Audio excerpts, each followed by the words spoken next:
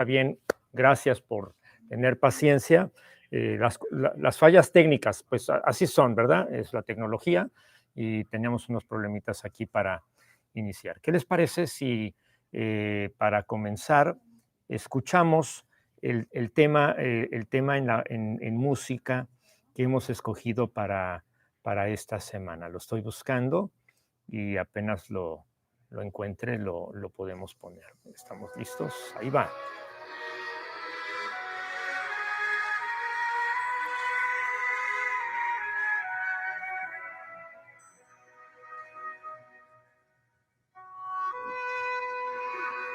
Martes de controversia, el martes de la así llamada Semana de Pasión, la última de Jesús en la tierra.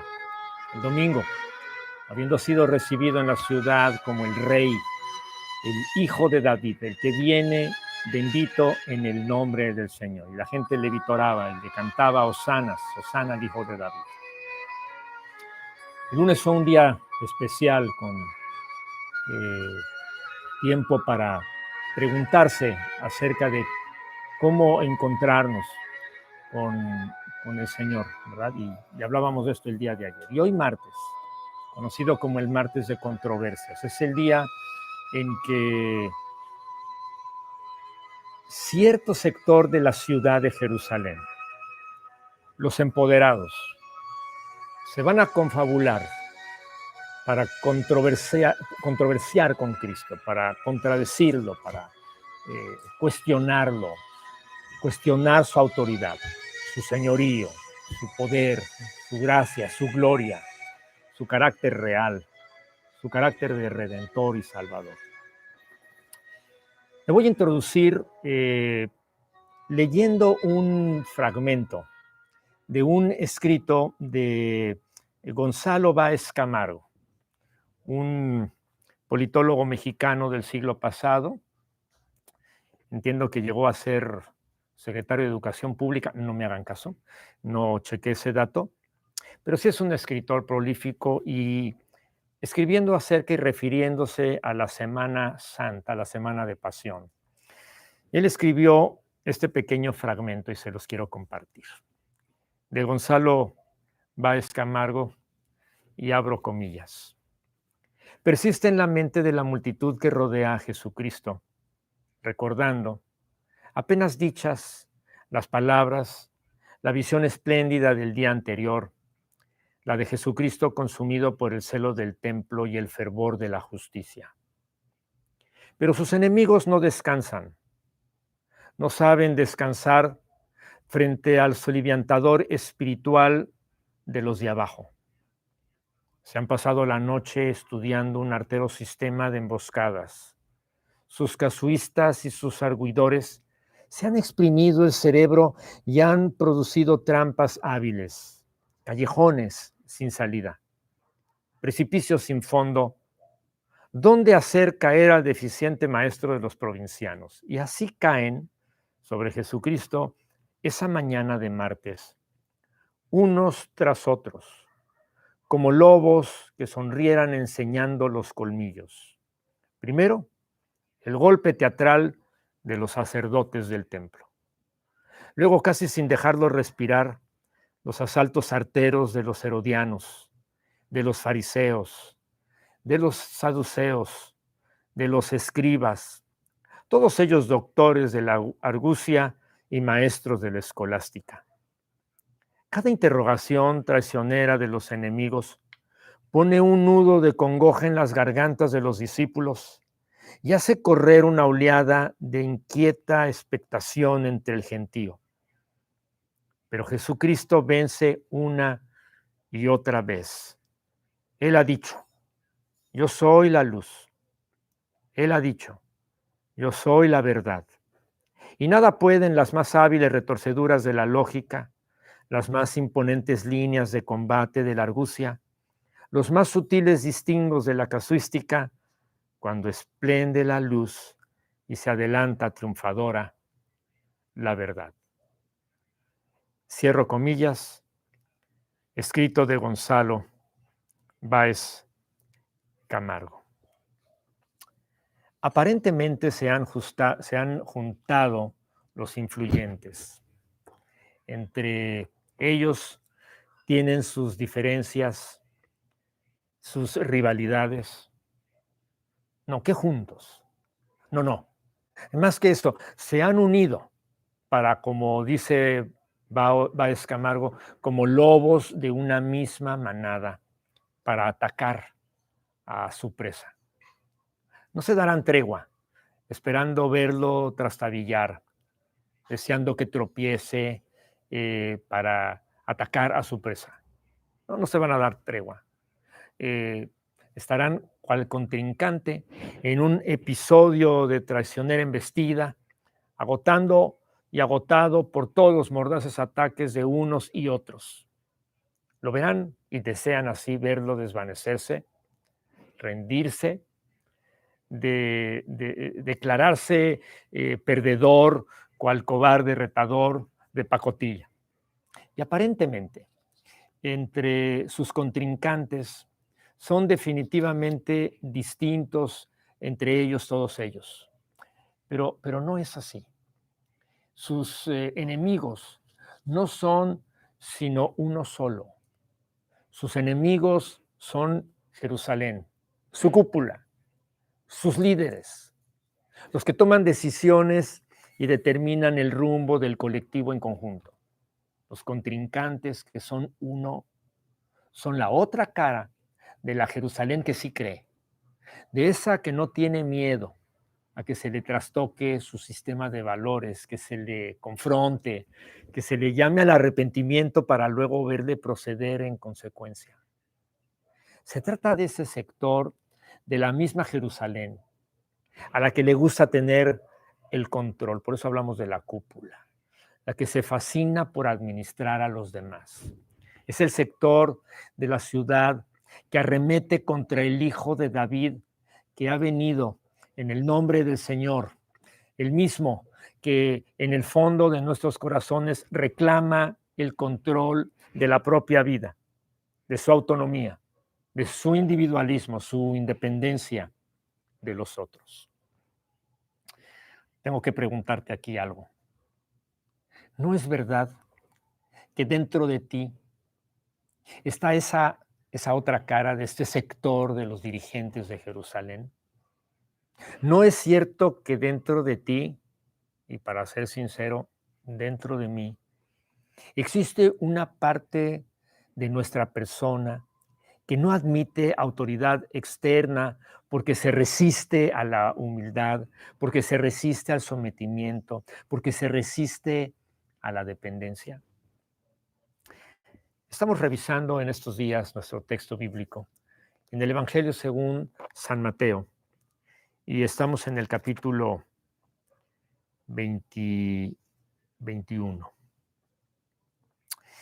Y hasta allí leímos para la entrada triunfal y los sucesos que se derivaron el día lunes, pero cuando llegamos al versículo 23, en el versículo 23 del capítulo 21 de San Mateo, comienza San Mateo su relato de lo que él observó y las ideas que él está ahora concentrando, inspirado por el Espíritu Santo, para describir lo que sucedió el martes de controversia.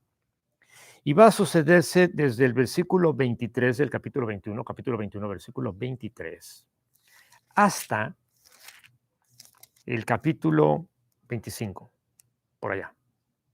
Sí, es el capítulo 25 al versículo 5. Allí va a terminar. Son varios capítulos, obviamente no voy a comentar todo, es muy largo, pero hay una porción de estos pasajes, algunas porciones de estos pasajes, 3 cuando menos, que sí me gustaría invitarte para que leas conmigo allí en donde estás. Si tienes tu Biblia, ábrela por favor en Mateo capítulo 21, ¿verdad? Estamos en el 21, en el versículo 23. El versículo 23 del capítulo 21 de San Mateo dice: cuando vino al templo, otra vez viene al templo. ¿Te acuerdas el día de ayer entrando Jesús al centro neurálgico de la ciudad, el templo? Y viene él, otra vez dice el texto bíblico, cuando vino al templo, el martes. Los principales sacerdotes y los ancianos del pueblo se acercaron a él mientras enseñaba y le dijeron: ¿con qué autoridad haces estas cosas? ¿Y quién te dio esta autoridad? Hay algo en el corazón de cada persona que resiste a la autoridad, la cuestiona, la increpa, la denigra, la devalúa, la denosta, la menosprecia, la sobaja, la niega, la elimina, la borra hasta que la aniquila. Llevas una Jerusalén en tu corazón que hace lo mismo con la autoridad de Jesús. Tú eres ahora ese sector de la ciudad de Jerusalén que se resiste a la soberanía del señorío de Cristo, con su propio orgullo, con su propia soberbia. Tú eres esa Jerusalén que le dice: eso es asunto mío, tú no te metas, no intervengas, no me coartes mi libertad, déjame equivocarme, y si así lo quieres. Pero, y agregamos y le decimos al Señor: pero déjame ejercer mi libre voluntad, porque tengo derecho a ser independiente, a ser autónomo, a no dejarme influir por ti ni por nadie. Déjame ser libre, déjame ejercer mi autoridad sin que intervengas ni me estorbes. Pero no solo están los sacerdotes y los ancianos que controlan los asuntos religiosos eh, del templo. También están los herodianos. Sí, sí, herodianos con H. Ese grupo político antagónico a los fariseos, y cercanos y defensores de Herodes, de allí el nombre de Herodías. No se sabe a ciencia cierta qué creían los herodianos o qué les diferenciaba de los demás grupos políticos del Sanedrín en Jerusalén, gobernando Palestina. Pero una cosa es evidente: hacen alianzas con los fariseos para hacer frente al poder emergente del Señor Jesús. Me recuerda a los partidos políticos de México, del México contemporáneo, aliándose contra el presidente, aliándose contra el partido que lo llevó al poder en las últimas elecciones federales. Así los herodianos no comulgan con las ideas de los fariseos y de los saduceos, pero ahora son aliados. ¿Contra quién? Contra el hijo de David, que emerge aparentemente de la nada para ser el rey de los judíos. Y eso es lo que le pondrán en el título en la cruz del Calvario el viernes. Hablaremos de eso en 3 días más. El texto alusivo a la aparición de los herodianos en el texto bíblico sobre el martes de controversia aparece en el capítulo 22. ¿Me acompañas al capítulo 22? Ahora estamos en los versículos 15 al 17. El texto bíblico dice así: entonces se fueron los fariseos y consultaron cómo sorprenderle en alguna palabra. Y le enviaron los discípulos de ellos, es decir, a los fariseitos, con los herodianos, diciendo: Maestro, sabemos que eres amante de la verdad y que enseñas con verdad el camino de Dios y que no te cuidas de nadie porque no cuidas la apariencia de los hombres. Dinos, pues, ¿qué te parece? ¿Es lícito dar tributo a César o no? ¿Ya lo viste? Este implacable sector de Jerusalén tiene problemas igual con la autoridad. Y ahora cuestionan a Cristo con el tema de la autoridad imperial y la autoridad celestial. Hay una tensión ahí entre estos dos sectores del poder: el poder terrestre con el poder divino, el poder divino con el terrestre. Otra vez tengo que mirarte a los ojos para hacerte esta preguntita, a ver qué te parece. ¿Cuántas veces no habrás tú, de manera similar, caído en la trampa de alegar la vigencia de un rey que se fundamenta en una ley humana en detrimento de la ley de Dios? ¿Cuántas veces no has callado en tu obediente actitud de seguir la indicación del Señor, de predicar a tiempo y fuera de tiempo, reprende, redarguye, instruye? Porque ese no es el lugar adecuado. Estoy en una escuela, estoy enseñando, estoy trabajando en una institución del gobierno. No puedo hablar de mi fe, porque esto está prohibido. ¿Cuántas veces no nos estamos preguntando y le preguntamos en un sentido indirecto al Señor Jesús: a ver, ¿qué piensas? ¿Qué dice? ¿Es lícito pagar nuestros impuestos al César o no? Estamos exactamente como los herodianos, cuestionando la ley auténtica del enviado rey y esperado, prometido rey en la persona del Hijo de David, que es Cristo, el Señor. ¿Cuántas veces no entraste a defender un asunto que reclamaba justicia por el hecho de no meterte en problemas? Pero sí podías responsabilizar a la autoridad que tú, en tu sabiduría, consideras que es la competente para atender ese asunto, la autoridad correcta para que de manera adecuada y legal, ¿no? Legítima, aplique las leyes. Así, Juan Pilato, también lavándote las manos para no comprometerte con tu posición personal. No solamente como los sacerdotes has cuestionado la autoridad de Cristo, también como los herodianos al callar y al no defender al indefenso, estás actuando como los herodianos.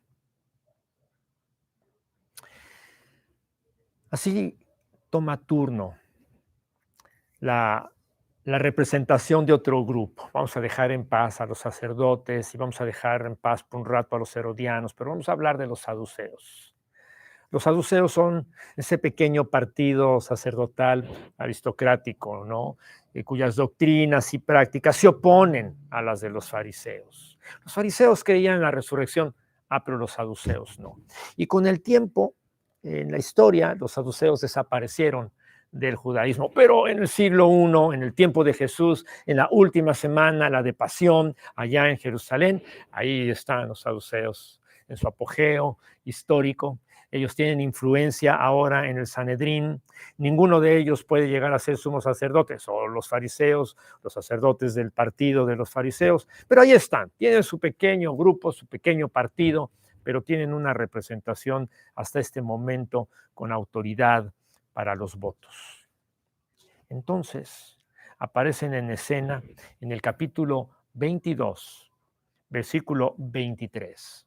¿Me acompañas con la lectura? Capítulo 22, versículo 23, que dice: aquel día vinieron a él los saduceos, que dicen que no hay resurrección, y le preguntaron. Yo pongo puntos suspensivos y ahí voy a detener la lectura, porque no hace falta ir a la discusión, que es larga, para darnos cuenta que también ellos, negando la resurrección, van a entrar en una discusión con Jesús de que, había un hombre que tenía una esposa y, de acuerdo a nuestra ley, cuando este hombre murió, uno de sus hermanos se tuvo que hacer cargo de ella. Bueno, el hermano que seguía se hizo cargo de ella, pero también murió, y entonces el tercero en la historia de la familia toma a la viuda 2 veces para hacerla su mujer. Y así varias veces, y entonces la pregunta viene: cuando estemos en el reino, si acaso hay resurrección, ¿de quién será mujer entre todos estos hombres que tuvo allá en la vida que tú dices que hay después de esta vida, en la resurrección? Y empieza esta discusión que parece no tener fin. Finalmente el Señor Jesús les va a explicar que allá en el cielo no hay matrimonio, nadie se da ni se entrega en matrimonio, etcétera, etcétera. Pero el punto es que aquí está este pequeño grupo, aparentemente sin mucha influencia, pero ya los sacerdotes fracasaron en su intento.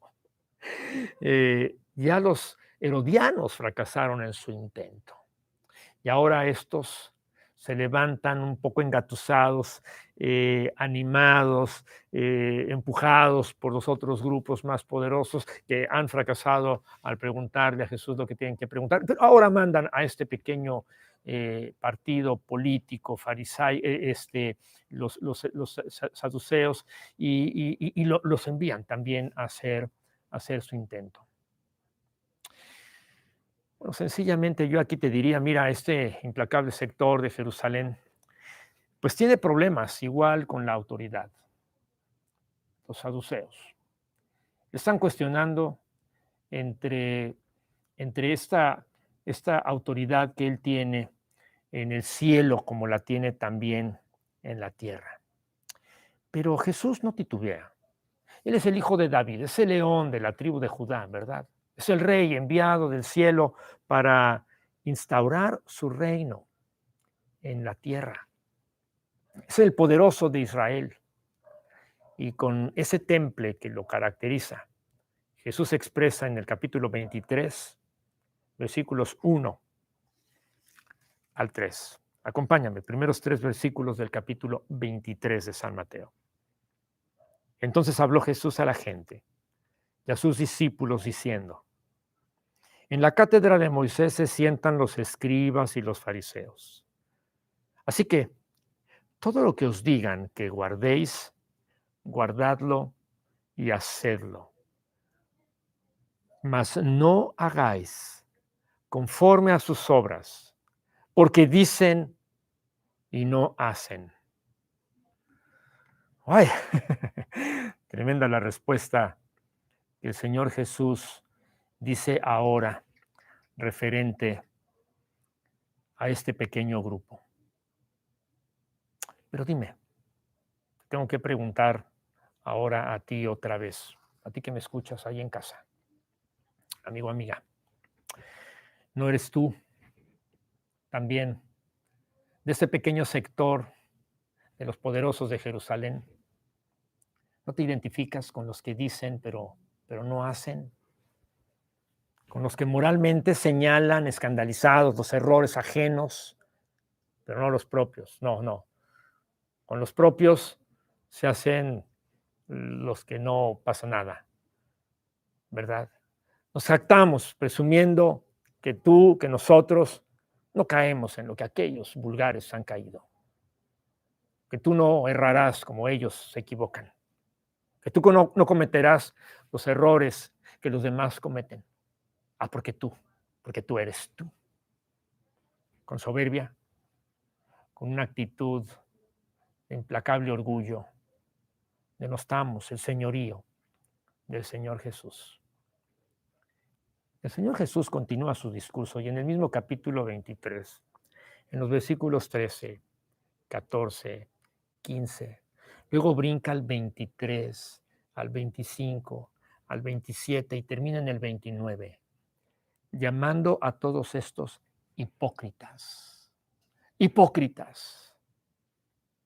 Es que en este martes en Jerusalén, en la semana de pasión, Jesús se está expresando, está dando a conocer quién es Él, está develando su corazón, está poniéndose en el blanco del análisis histórico en Jerusalén.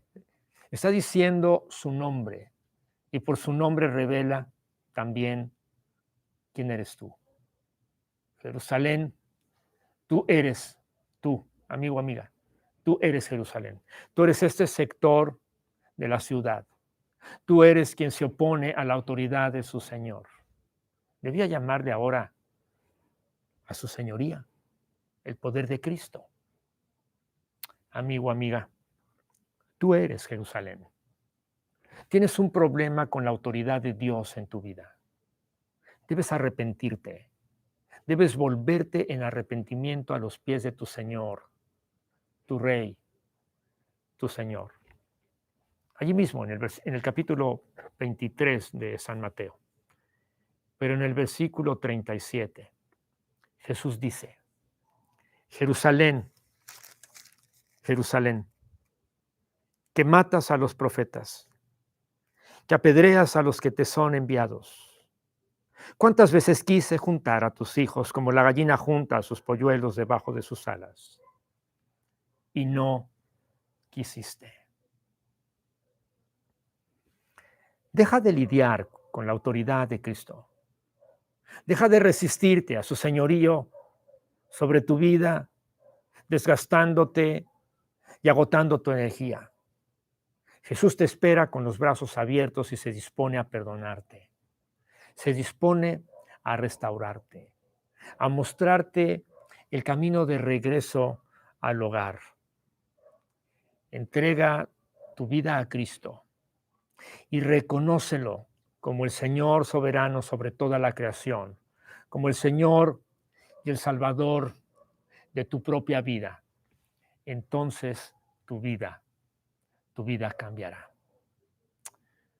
Oremos. Padre, queremos darte gracias esta noche por el privilegio de tener tu palabra, por el privilegio de por medio de ella y con el poder del Espíritu Santo, hablando a nuestros corazones, podemos oírte a ti mismo, decir nuestro nombre propio, llamándonos al arrepentimiento.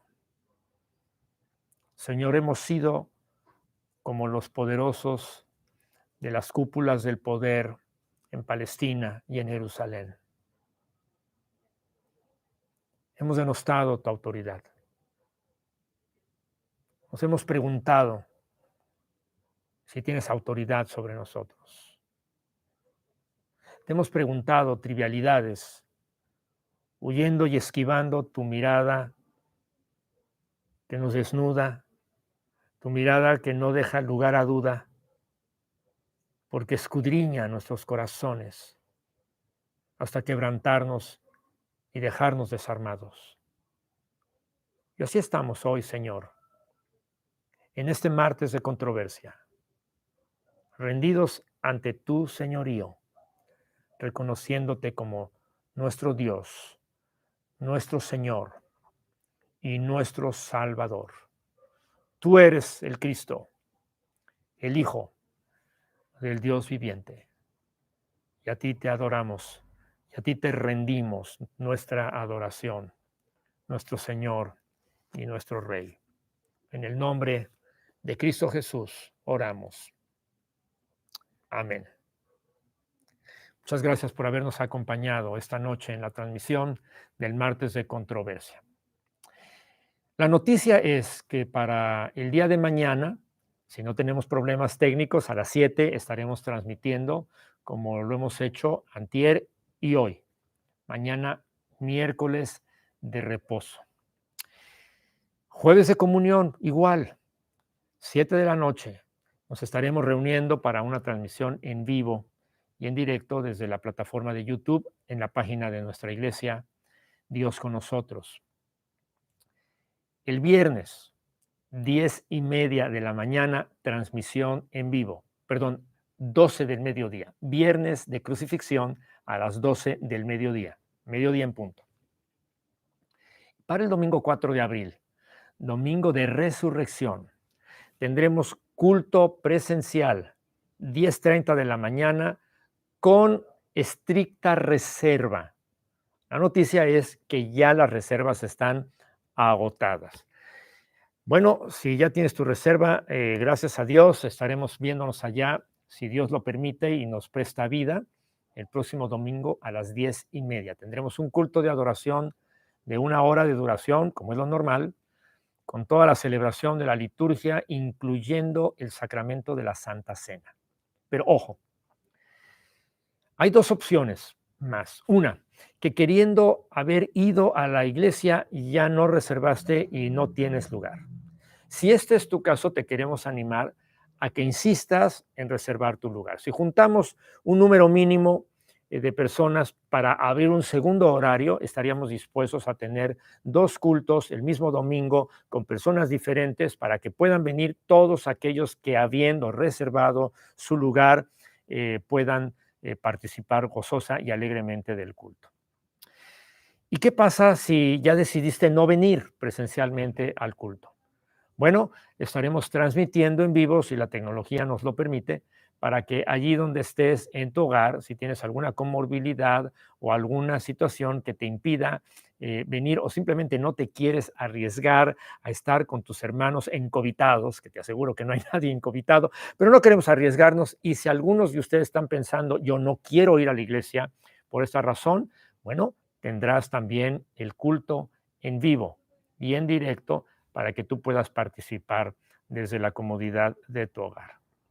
Sin más, y habiendo ya orado, entonces nos despedimos para vernos primero Dios el día de mañana a las 7 de la noche para la transmisión de nuestro programa, nuestras emisiones de Jerusalén. Una semana de pasión. Mañana, miércoles de reposo. Que el Señor esté con ustedes en sus hogares, que el Señor los bendiga y Dios mediante y primero Dios, entonces nos vemos mañana a las 7 de la noche. Que descansen, que Dios los bendiga. Buenas noches.